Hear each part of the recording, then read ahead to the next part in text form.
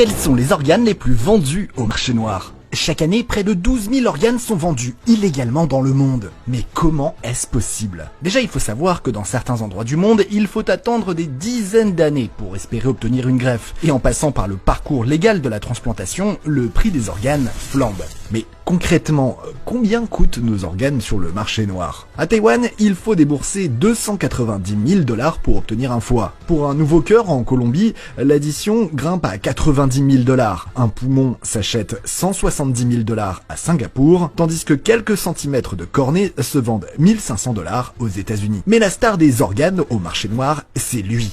Le rein. Partout, on se l'arrache car c'est à la fois l'organe le plus recherché, puisque 7 millions d'êtres humains sont en insuffisance rénale, et c'est aussi l'organe le plus simple à prélever, car, bonne nouvelle, il ne nécessite pas la mort du donneur. En effet, nous naissons tous avec 2 reins et un seul peut suffire à mener une vie normale. Il y aurait donc près de 8000 reins prélevés illégalement dans le monde chaque année, et le prix de cet organe varie énormément d'un pays à l'autre. Au Népal, un rein rapporte seulement 200 $. En Irak, à peine 1000, et au Pakistan, c'est 2000 $. En revanche, au Japon, vous pourriez en tirer 16 000 $, et aux États-Unis, c'est 30 000 $.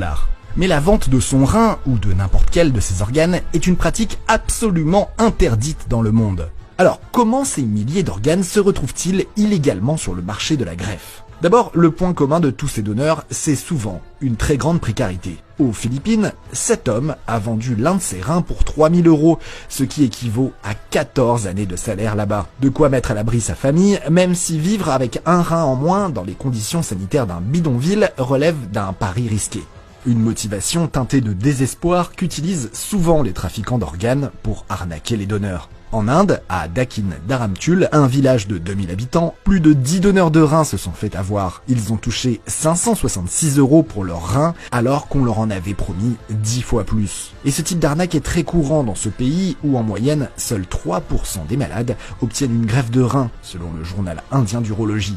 Les populations de migrants sont aussi, partout dans le monde, une cible idéale pour les trafiquants d'organes. Et même dans les pays les plus riches du monde, le trafic d'organes existe. Aux États-Unis, ce sont souvent des migrants mexicains qui servent de donneurs à des Américains en recherche d'organes bon marché. Car si une transplantation cardiaque coûte officiellement 1 million $, elle peut descendre à 129 000 $ sur le marché noir.